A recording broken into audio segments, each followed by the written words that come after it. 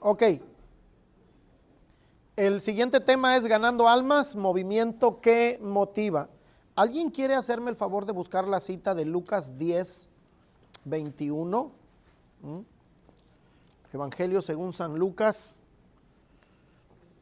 capítulo número 10, verso 21. Si usted lo encuentra antes que yo, ¿puede leerlo, por favor, Saúl? En aquella misma hora Jesús se regocijó en el Espíritu y dijo: Yo te alabo, oh Padre, Señor del cielo y de la tierra, porque escondiste estas cosas de los sabios y entendidos y las has revelado a los niños. Sí, Padre, porque así te agrada. Yo pienso en esta escena donde dice que Jesús se regocija en el Espíritu. Yo creo que ha de haber sido una explosión de ver un mundo que Él crea para su beneplácito, para ser compartido con una humanidad, pero luego la ve tan degradada, ¿no?, que tiene que venir a dar su vida, ¿no? Y ver estos, válgame esta expresión, estos destellos de esperanza, de ver cómo la gente estaba siendo ya transformada y cambiada y que su poder se estaba desatando sobre los discípulos, porque ellos vienen y le platican lo que había pasado, ¿no? Que los demonios se sujetaban, que los enfermos habían sanados. El ver cómo cobraba vida todo este plan, ¿no?, le llenó de tal gozo que lo manifiesta, ¿no? Y es muy, muy, muy entendible porque hemos visto testimonios, ¿no?, de personas cómo lloran cuando platican de que un hijo ahora se ha convertido, su esposo se ha convertido, alguien a quien amaban, ¿no?, de repente tienen la experiencia del padre, del pródigo, ¿no?, que dice estaba muerto y ahora vive, ¿no? Yo creo que esa es la experiencia de Jesús, de vernos restaurados, bendecidos y ver lo que estaba pasando, ¿no? Y inmediatamente después de eso decía, y vi a Satanás caer del cielo como un rayo, ¿no? Entonces volvemos a nuestro pasaje que utilizamos como inicial, ¿no? Te encargo encarecidamente delante del Rey que juzgará a los vivos y a los muertos, ¿no? Si Él por salvarnos hizo todo este asunto, ¿no?, pues nosotros debemos de asimilar bien la idea del reino de Dios para que nos involucremos en esta idea de salvar a las personas, que también nos va a llenar de mucha satisfacción, ¿no? El pasaje dice, no hay razón más poderosa por la cual levantar las manos a Dios en gratitud que el ver al Señor añadiendo a su iglesia el número de los que han de alcanzar redención. Cuando vemos al Espíritu Santo convenciendo a las personas de pecado y viniendo estas al arrepentimiento, la iglesia se regocija porque cumple con su misión. Por eso es que si queremos ver cambios significativos en nuestras comunidades, vuelvo al punto central, nos demos cuenta que eso pasará solo si se convierten a Cristo, y esto sucede solo cuando lo predicamos, ¿no? Entonces el objetivo final es de que nuestra comunidad donde vivimos, obviamente iniciando por nuestras familias, ¿verdad?, lleguen a tener un impacto social.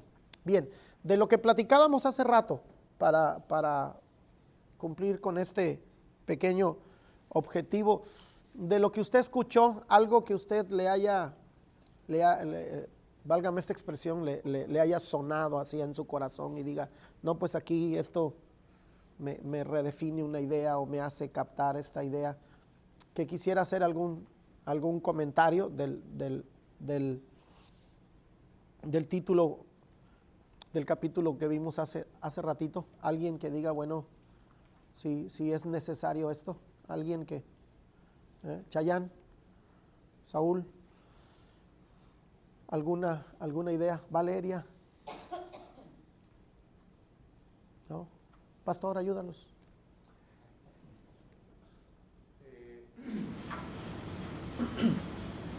De lo del capítulo anterior, sí. Creo que algo que refuerza lo que hacemos como iglesia es el hecho de dejar de pensar en crecer hacia adentro y poder llevar a la iglesia hacia las comunidades, ¿no? Hacia nuestras casas, hacia nuestro entorno. Al final del día, como iglesia no estamos establecidos en el lugar donde nos reunimos, sino en la ciudad donde vivimos o en la comunidad donde habitamos.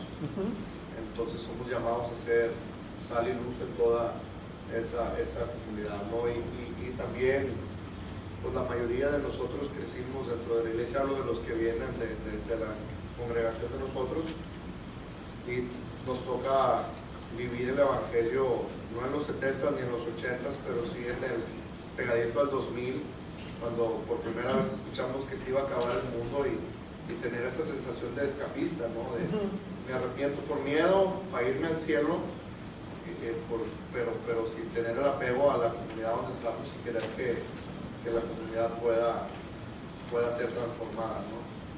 También algo que mencionaste y que a nosotros realmente nos ha ayudado bastante es el hecho de a lo mejor no participar aún en ministerios, pero sí compartir responsabilidades con los nuevos que van llegando a la iglesia, que no tienen las ideas que teníamos nosotros quizás bien arraigados, y nosotros lo vemos, ¿no? Los nuevos realmente llegan y llegan con la disposición de trabajar, de poder compartir, de invitar a otros, y rápido empiezan a experimentar cosas que a lo mejor a otros les cuesta bastante tiempo, pero pues al final del día es cuando dejamos de enfocarnos hacia adentro y podemos enfocarnos hacia afuera. Okay, muy bien.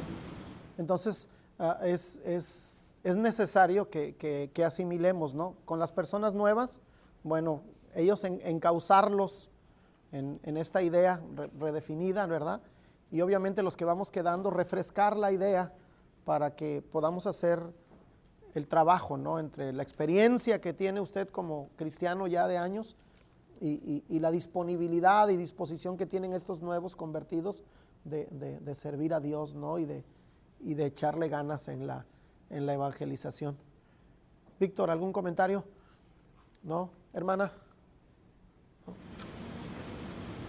Creo que lo que dijo José, bueno, hermanos, mi punto de vista era cuando ya uno ya es más grande, uno crece en el evangelio y tan joven, ya de esta edad que yo tengo, hermanos, muchas veces sí me enfoco, y es la verdad, confesemos, ¿verdad?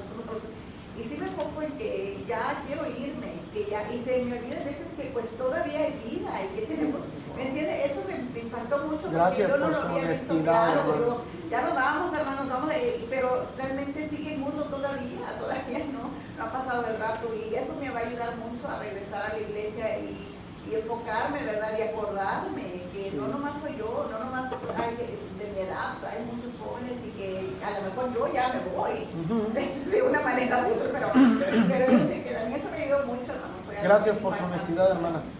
Les felicito. Y eso es algo muy, muy, muy bueno. ¿Algo por allá? Ceci, o allá, ¿cómo se llama? Ray. ¿Te capta la idea? ¿Por qué te hago así? Porque pues tú todavía no, como que no estás muy involucrado, estás fresco, estás nuevo, y esta idea puede ser fundamental en tu vida, brother. Así que te veo, voy aprendiendo poquito a poquito, pero te veo sirviendo a Dios, así que échale ganas. estoy diciendo las semillas. Ok, muy bien. Pastor, pero la Biblia dice que amemos su venida. Pues sí. ¿Debemos de anhelar irnos o no? Pues de alguna manera sí. Digo, sí. para reenfocarlo, ¿no? Porque yo sí me quiero ir, la verdad. Y creo que es la disyuntiva en la que estaba Pablo. Sí, yo, la verdad, yo ahorita, yo ya quisiera irme. O sea, si Cristo viene, ojo, y si Él me llama, también, porque ya estaría del otro lado, ¿no? Pero Pablo sentía esa carga, ¿no? De decir, pero no hallo si irme o quedarme porque otros también tienen que... Creo que el asunto no es perder el anhelo o el deseo de ya irnos, no, sí me quiero ir y todos los días me preparo, y que mi congregación ame su venida, y la iglesia debe decir, sí Señor, ven pronto, pero de aquí a que vienes no estoy pensando en escapar, sino así como yo me quiero ir, yo quiero que también ella se vaya y él se vaya y el otro se vaya. Llevarme al mayor número de darle vacío aquí al diablo y que no se quede nadie, ¿no? Bien, excelente, bien el punto, ¿no? Pablo te plasma dos textos, ¿no? Y aunque la idea tiene que ver con doctrina, cuando dice, porque para mí el vivir es Cristo y el morir es ganancia, ¿no? Pues de alguna manera habla de esta idea, ¿no? Si muero gano, pero mientras vivo, el objetivo es vivir en Cristo, ¿no? Y el otro que dice, la verdad estoy en este asunto de que ya me quisiera ir, pero hay mucha gente todavía que necesita escuchar el mensaje, ¿no? Y Jesús cuando está hablando de la parábola, él dice, bueno, bienaventurado a todo aquel que cuando el Señor viniere lo halle haciendo así. O sea, tú enfócate en chambear, que cuando el Señor venga te encuentre, ¿no?, con las manos en el arado, ¿no? La otra pues no me gusta mucho porque está más pegadora, que dice, porque ninguno que pone la mano en el arado y mira atrás es apto para el reino. Esa sí ya me da miedo, pero esa no, ahorita no, esa no. Entonces, ese es el asunto. Gracias, hermana, bendición por eso.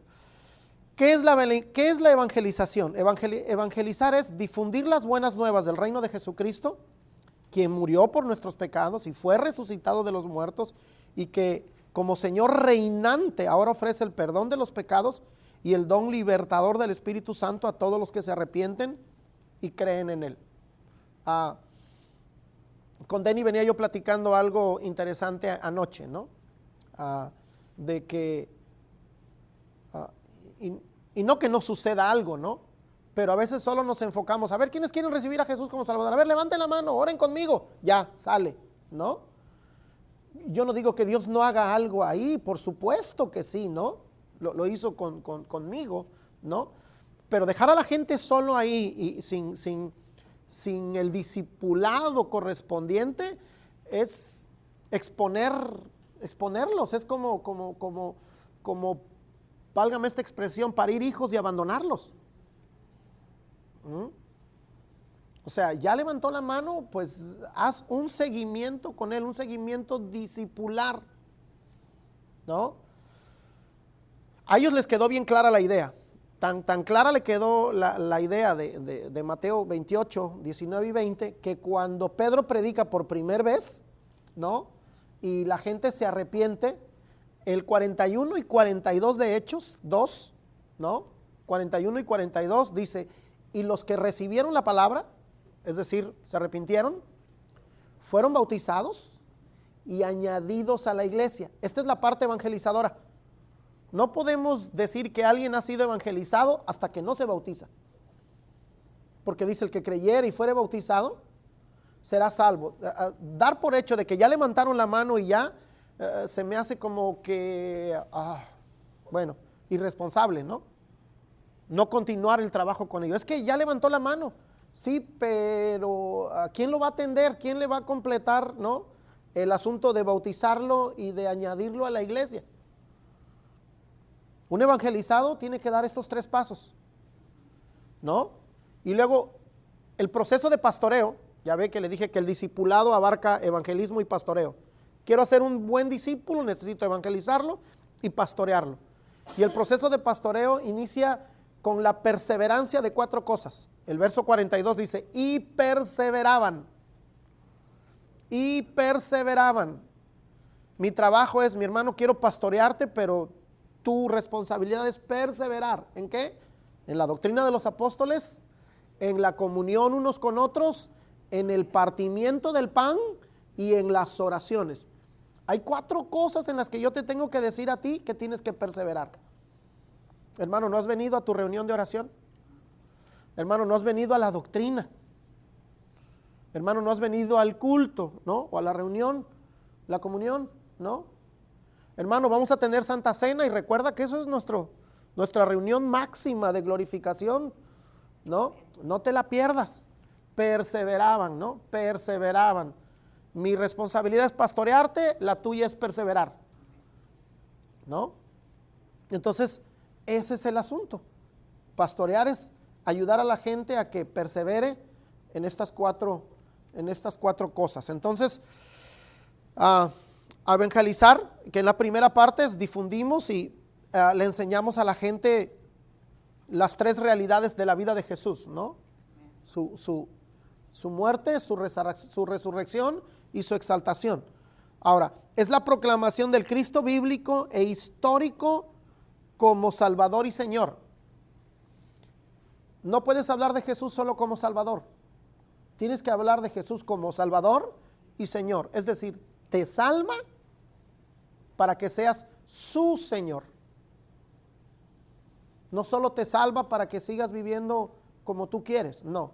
Te salva para que seas su Señor. Cuando usted le dice a alguien que el Señor lo va a salvar, usted le dice, lo salva para que lo haga su Señor. La visión que le da él mismo, Jesús, a Pablo, le dice, y Pablo se lo dice al rey, dice, es que él se me apareció y me dijo a través de Ananías que se me había aparecido para que llevara yo a la gente de las tinieblas a la luz, de la potestad de Satanás a la de Dios. Es decir, no te puedes quedar sin autoridad. Salvado, pero el Señor nuevo ahora es Jesús. Si no implantamos la idea de señorío en las personas, no hay discipulado. Jesús es tu Salvador, pero la obra no está completa si no lo haces tu Señor. Si no tenemos otra generación de gente que diga, es que Dios está en todos lados. Es que ¿para qué ir a la iglesia? Es que, ¿no? Si Diosito nos quiere, ya nos salvó, dicen, o sea, ¿para qué? Y esta es una idea incompleta. Él es Salvador y Señor. Hay que confesarlo como Salvador y como el Señor. Ok, es la persuasión de la gente a que venga personalmente a Él y así sea reconciliada con Dios Padre. La persuasión. ¿Qué es persuadir? ¿Qué es persuadir? Convencerte que mi idea es mejor que la tuya. Obviamente cuando digo mi idea no hablo de la mía en lo personal, hablo de la idea bíblica, ¿no? Te persuado es explicarte por qué razón la idea de la palabra de Dios es mejor que la que tú tienes, ¿no? ¿Por qué debes de obtener este producto, por así decirlo, ¿no?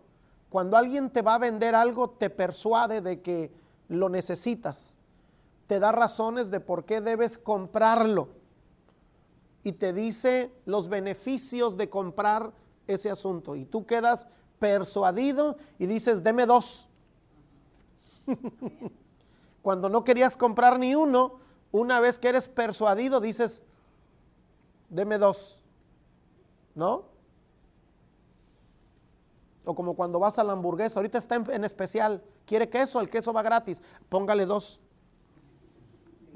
Digo, si va gratis, ¿no? Entonces persuadir a la gente es eso. Por eso nos necesitan quedar bien claras las ideas para que persuadamos, ¿no? Por ahí está el que no quiso ser persuadido, ¿no? ¿No? ¿Cómo se llamaba este? Félix, ¿no? Le dije, por poco me persuades. Dice, pues Dios quisiera que por poco o por mucho, ¿no? Y esa era una palabra clave de Pablo era un maestro en la persuasión. Él dice, por esta causa persuadimos a las personas, ¿no? Entonces, persuadir es la clave, ¿no? ¿Por qué sí debo de creer? ¿O por qué deberías de creer? ¿Por qué debería de ser el Señor de tu vida Jesús? ¿Por qué deberías de hacerte cristiano? Y le vendes el producto, le vendes la idea, ¿no? Y él dice, como el eunuco a Felipe, aquí hay agua, ¿qué impide? ¿Qué persuasión la de Felipe? Dice, y agarrando desde esta escritura, le explicó el evangelio. Cuando el eunuco ve el agua, dice, oye, aquí hay agua, ¿qué impide? ¿No? Y entonces Felipe hace con él el choque de lealtades. Pues si crees, bien puedes, dice, paren el carro, ¿no? Entonces ese es el asunto, ¿no? Repito, hay el choque de espíritus el choque de verdades y el choque de lealtades. Y tomamos la decisión. Los resultados de la evangelización incluyen la obediencia a Cristo. No puede haber un discipulado sin obediencia a Cristo. No puede haber un evangelizado sin que diga, me quiero bautizar. El paso de obediencia, que así se le ha llamado por muchos años, es el bautismo. ¿Ya creíste? Obedece bautizándote. La incorporación a su iglesia y el servicio responsable en el mundo son las consecuencias del discipulado. ¿Ok? Recuerden que fueron añadidos a la iglesia, ¿no? Y el servicio responsable al mundo. ¿Cómo formamos una comunidad? Los sociólogos dicen que las comunidades se hacen resolviendo diferencias. Es decir, el principio de comunidad es la resolución de diferencias. Cuando dos o más personas resuelven sus diferencias, entonces forman una comunidad o una sociedad. No podemos formar una comunidad si no hemos resuelto nuestras diferencias, ¿no? Por eso la primera comunidad cristiana que hubo, ¿no?, en el primer siglo es porque a través del arrepentimiento resolvieron sus diferencias y todos empezaron a pensar a la manera de Jesús, porque cada uno tenía su manera de pensar. Por ejemplo, ¿cómo juntábamos a Mateo el publicano con Simón el celote? Si ambos tenían ideas totalmente diferentes, ¿no? Es como si fuera, hablando de partidos en México, uno del PRI y uno de Morena, ¿no? Ni Dios guarde la hora, vaya. Entonces, ¿cómo, no? O aquí demócratas y republicanos, ¿no? Entonces, no hay hasta que no empalman sus ideas que pueden ser una comunidad, ¿no? Y ese era el punto. Bien, por esto entendemos que en el corazón de la evangelización, la gran comisión se halla la tarea de hacer discípulos, ¿no? ¿Qué es un discípulo? Alguien que aprende por el ejemplo. Alguien que aprende por el ejemplo. Por tanto, la evangelización es comunicar las buenas nuevas de Jesucristo en el poder del Espíritu Santo a personas inconversas en su necesidad. Esto involucra llevar a la gente a, 1, arrepentirse de sus pecados. Esa es otra cosa que en la idea de la plática que tenía yo con el pastor anoche, ¿no? De que en la mayoría de los casos no se hace ya esa referencia a que la gente se arrepienta del pecado. Solo se le da el énfasis a que aceptes a Jesús como Señor y Salvador, ¿no? Pero no te dicen, pero usted tiene que arrepentirse de sus pecados. Porque Jesús así lo predica. Arrepentíos y creed en el Evangelio. Entonces acepta al Señor Jesús como Señor y Salvador. Él murió por tus pecados. Y eso es predicarle a la gente el perdón. El perdón no me responsabiliza por nada. Él te quiere perdonar. Sí, Señor, aquí estoy, soy pecador, perdóname. Y Él me perdona. En la idea de ese evangelismo, así es. Pero la idea del evangelismo bíblico es, el perdón, ¿va? Tiene que ser producto de un paso inicial, que es el arrepentimiento. Aquí donde le busque usted, así lo establece Jesús. Por eso todos los que empiezan a predicar, Pedro cuando predica, si se arrepienten, vienen tiempos de refrigerio de la presencia del Señor, ¿no? Jesús, Pedro, Pablo, el arrepentimiento. Entonces, son pequeñas cosas que a veces nos brincamos, ¿no? Por la emoción de que la gente levante las manos o si les decimos del arrepentimiento, a lo mejor ya no quieran. Pero eso ya es su decisión, ¿no? El asunto de nosotros es decirle el paquete completo. ¿Quiénes quieren recibir a Jesús como Señor y Salvador? Para esto necesita usted arrepentirse de sus pecados y pedirle perdón, ¿no? Y entonces ponemos los puntos sobre las íes. B, depositar su confianza en Dios a través de Jesucristo. Aceptarlo a Él como su Salvador. D, servirle a Él como su Señor en la confraternización de su iglesia. Nos salva para servirle. Ok. Para que la evangelización sea efectiva es necesario reconocer varios aspectos importantes del proceso. A. El comunicar la buena nueva del reino no se lleva a cabo sin compartir la muerte expiatoria, el entierro subsiguiente y la resurrección victoriosa de Jesucristo. Eso yo le agradezco mucho a la iglesia de hace 40 años, que eran muy específicas en estos puntos. Ahí sí la captábamos un poquito mejor. Ahora hay como más énfasis en el perdón y no se detallan a veces bien estos asuntos y la gente no alcanza a asimilar el proceso de los sucesos en la vida de Jesús que afectan su propia vida, ¿no? Por la muerte yo recibo el perdón y tienen que explicarme el asunto de la muerte de Jesús. Porque como un cordero fue llevado al matadero, o en la idea de la Pascua, que él fue nuestro cordero pascual, ¿no? Sin derramamiento de sangre no hay remisión de pecados. Y esos temas que eran en otra hora tan básicos y que los oíamos predicar, ahora se han ido como que perdiendo, ¿no? Y eso es algo que necesitamos entender, ¿no? Que si ahora tenemos nueva vida es por el poder de resurrección. El poder de su muerte es el lavarnos. El poder de su resurrección, es darnos la vida nueva. Pablo dice, y que en el poder de su resurrección vivamos esta nueva vida en Cristo. Es decir, cuando yo vengo en oración, Señor, perdóname, apelo a su muerte. Pero cuando yo vengo con alguna debilidad y le digo, Señor, que el poder de tu resurrección me ayude a vivir esta vida nueva que tú me exiges, ¿no? Y dame ese poder para que ahora yo viva esta vida nueva. Entonces, si hay un poder en la muerte, si hay un poder en la resurrección, que nos tiene que quedar claro y que le tienes que enseñar al nuevo, ¿no? Y que hay un poder en la exaltación.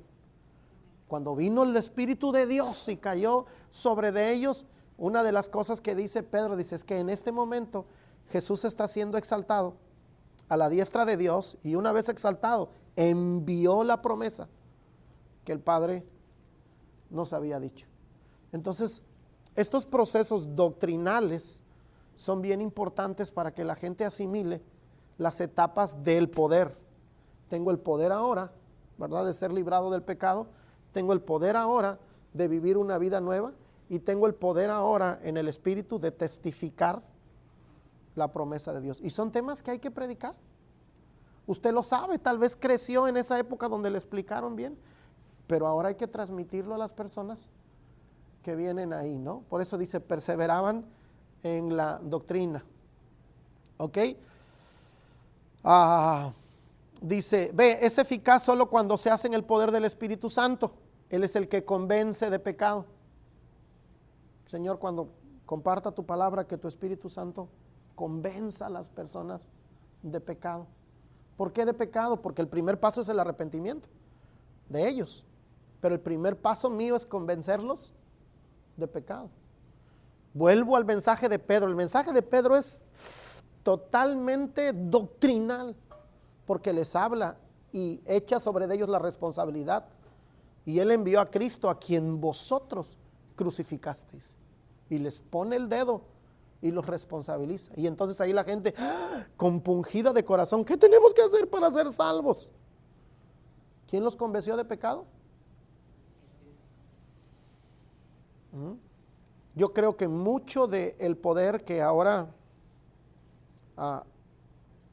nos estamos perdiendo, por así decirlo, radica en no poner los puntos sobre las íes, ¿no? Están inventando poderes. Por ahí José me mandó un video de unas cosas bien raras que hacen algunos, que inventan cosas que no tienen nada que ver con Dios, pero la gente se pone eufórica ahí con esas modalidades, ¿no?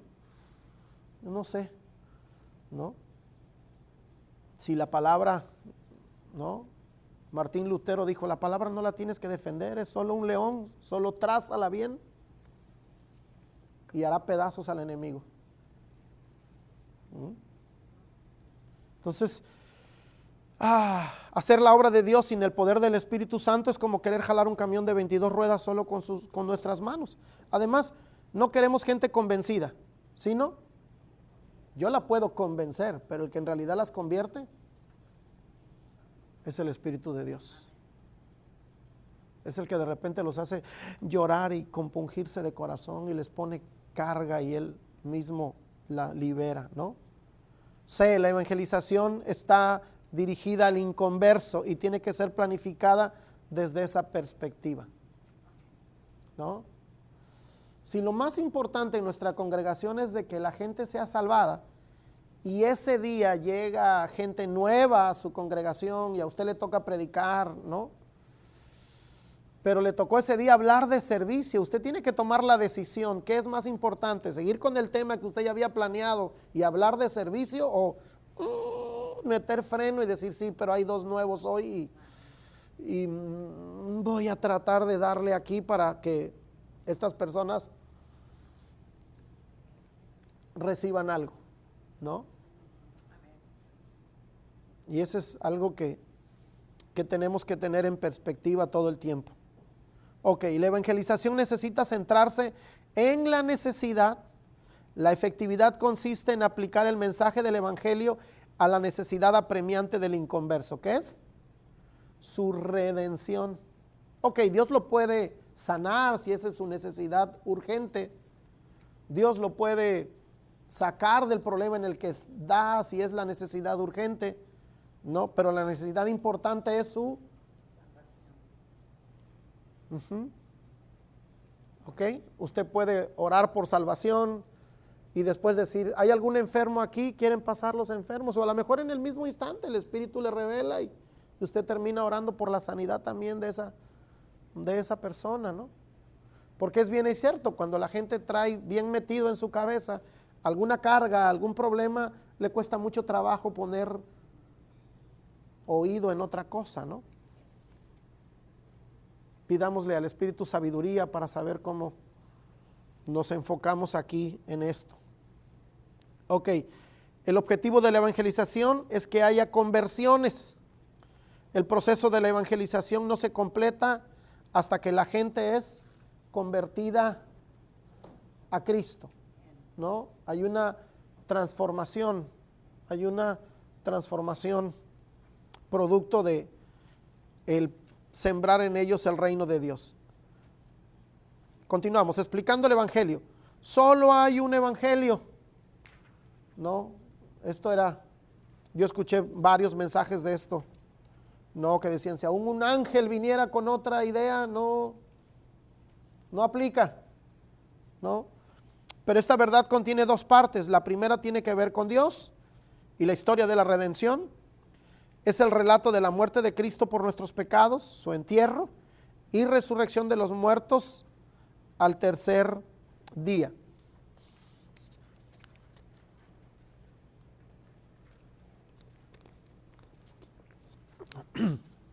Cuando hablamos de redención,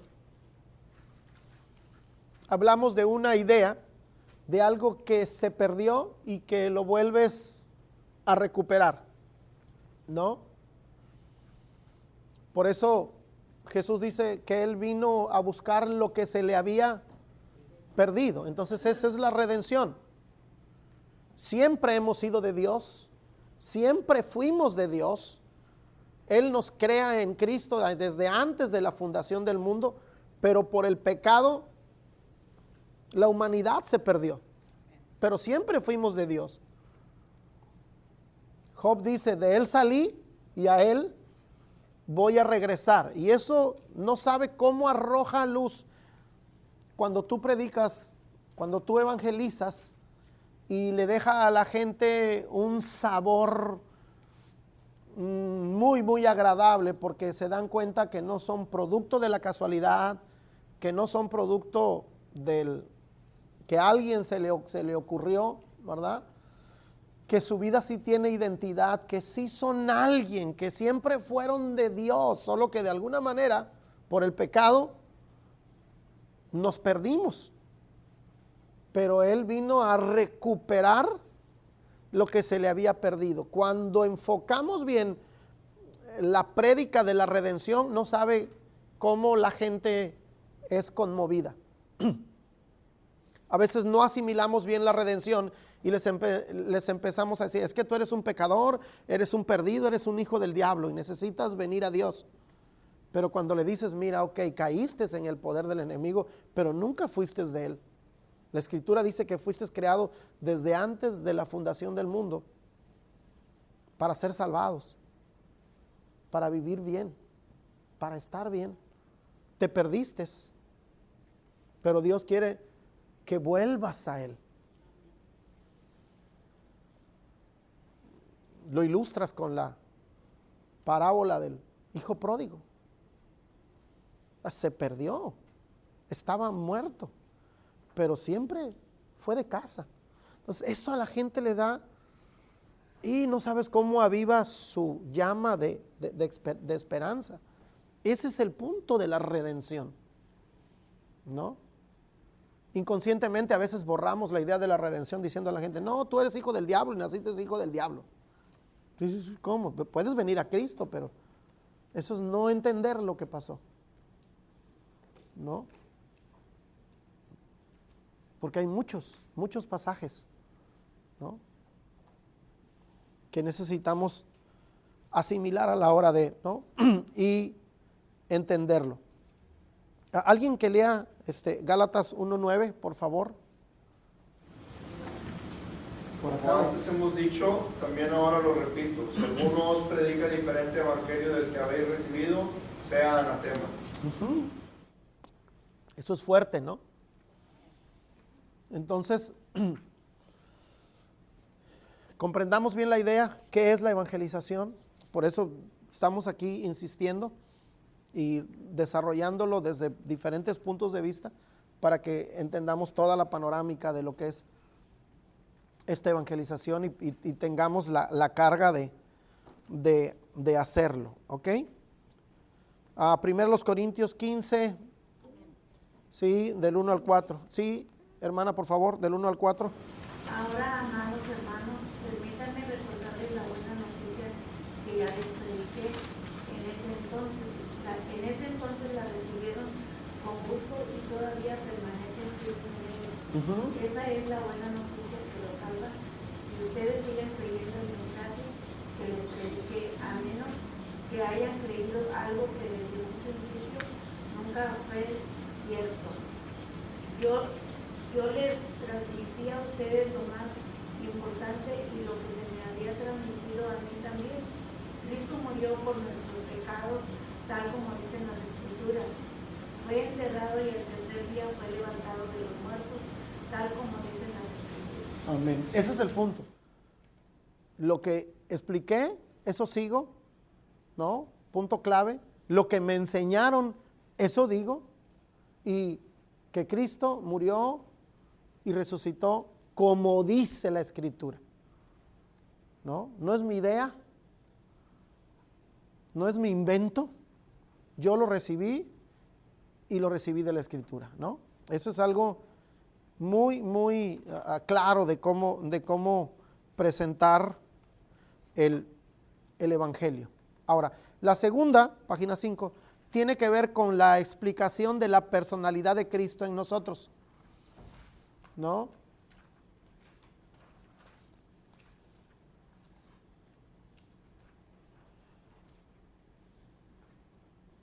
Bien, el otro día me decía alguien, bueno, ¿y qué es ser cristiano? ¿Cómo lo pudieras definir en una frase? Y les decía yo, bueno, nacido en el Espíritu para ser como Cristo, ¿no? Uno nace de nuevo para ser como Cristo. ¿Ok? Y eso es clave, ¿no? Lo dicen de muchas formas en la Escritura, ¿no? Que necesitamos ser hechos, ¿no?, a la imagen de Cristo. El Espíritu nos transforma para ser como Cristo. De ahí salió la idea, ¿no?, de cristianos, pequeños cristos, que en un tiempo fue dicho como apodo, ¿no?, por la manera de, pero tenía algo mucho de cierto, ¿no? Primero los Corintios 2:2.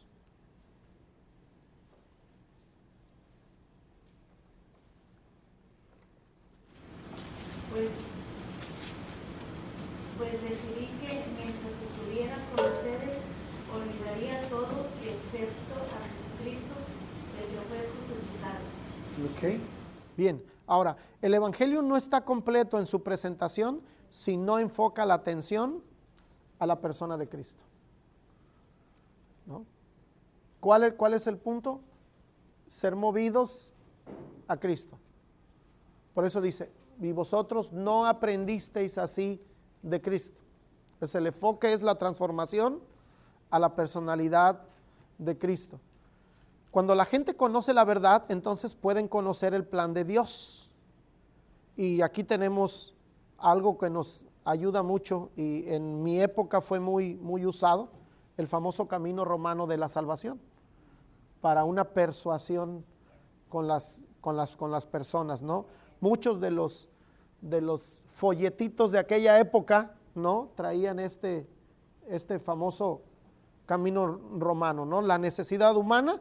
Si un maratonista olímpico intenta establecer un récord, no hace ninguna diferencia si lo pierde por 3 segundos o por 3 horas, ¿no? Romanos 3:10, alguien que lo tenga ahí a la mano.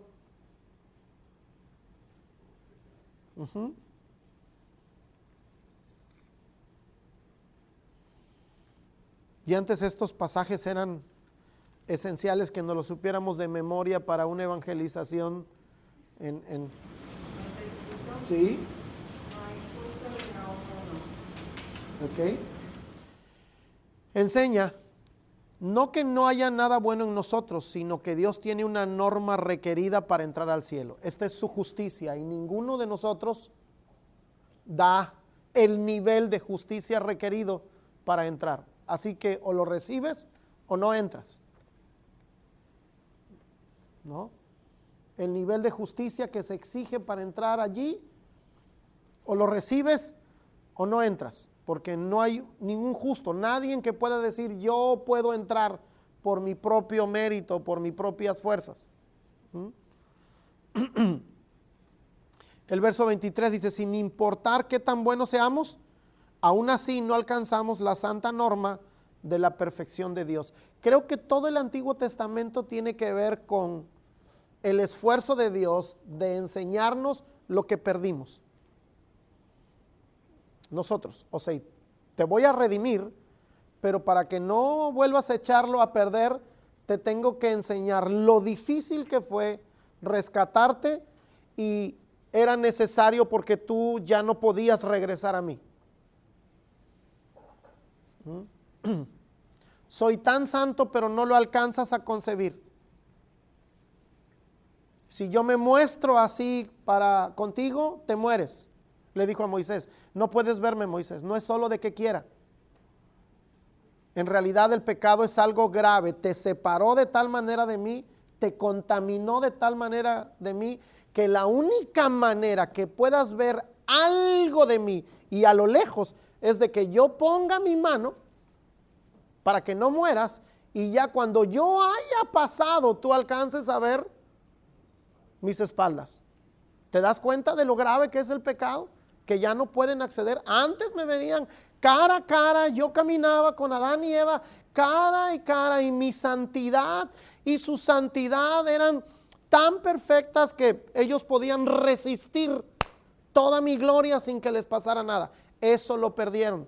Pero como no lo asimilaban, cuando vino el diablo y les tentó y les dijo, morirán, pero ustedes no conocían la muerte, ni nunca habían visto un muerto, nada en el Edén se moría, y solo cayeron en el engaño de que, y seréis como dioses, pues ahí fueron.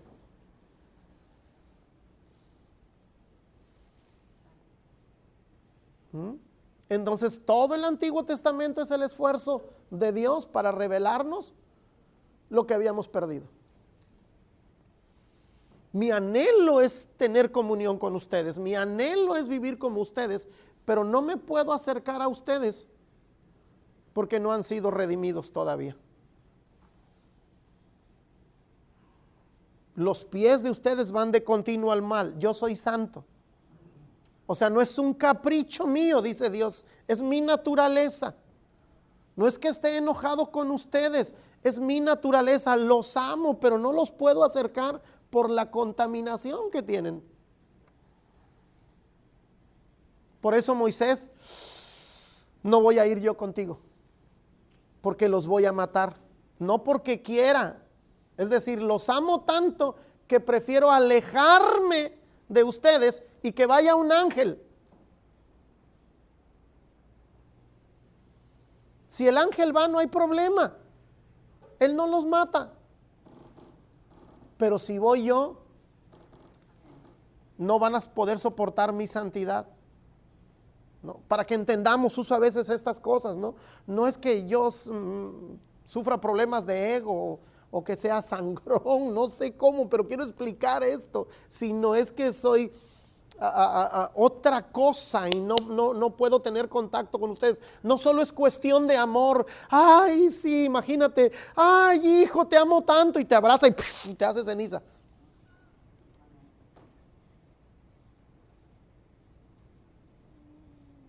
O sea, soy aplicándolo a la ciencia, a los tiempos actuales, ¿no?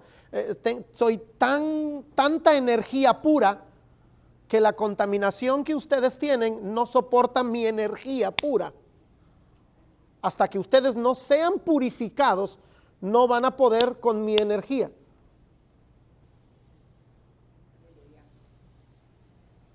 Entonces mejor vayan sin mí. Qué amor, ¿no? Prefiero perderme por un momento de la comunión íntima que quiero tener con ustedes y verlos de lejitos en lo que el hijo muere, pero no matarlos.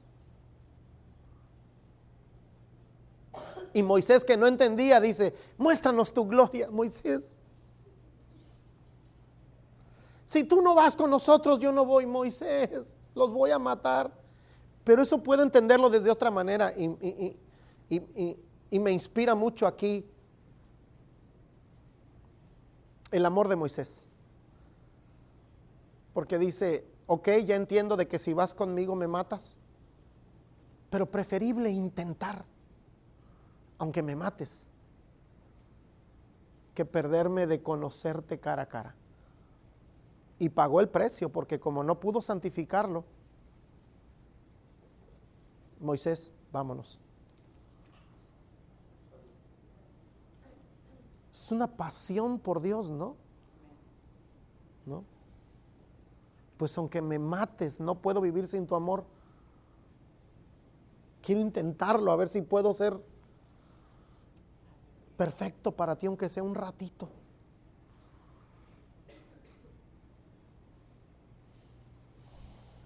Entonces aquí entendemos la magnitud del sacrificio de Jesús, que ahora no morimos.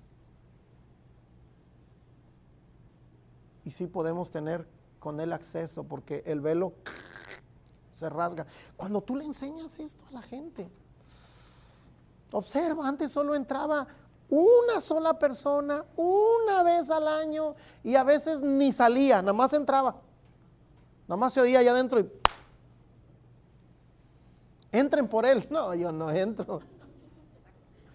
¿Quién va a entrar por él? Vamos, no. Por eso se idearon. Yo pienso que la riatita vino después del primero que se les quedó allá adentro. ¿Y quién lo va a sacar? No, yo no lo saco. ¿Y luego qué? No, hasta para el próximo año que entre el otro. Pues si todo el que moría y entraba en pecador moría, ¿cómo? O tal vez ya cuando desarmaban el tabernáculo, ahí aparecía, mira el Juan, pues se llamaba. No sé cómo, yo a veces soy así medio. José luego me regaña, ¿por qué eres así? Pues es que no sé, mi cabeza.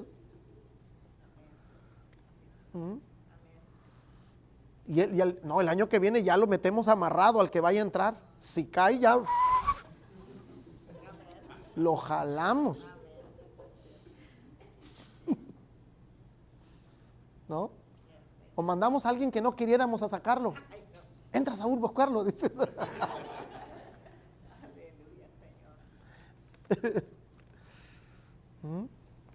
Es para que se rían tantito y se les oxigene el cerebro y no se duerman.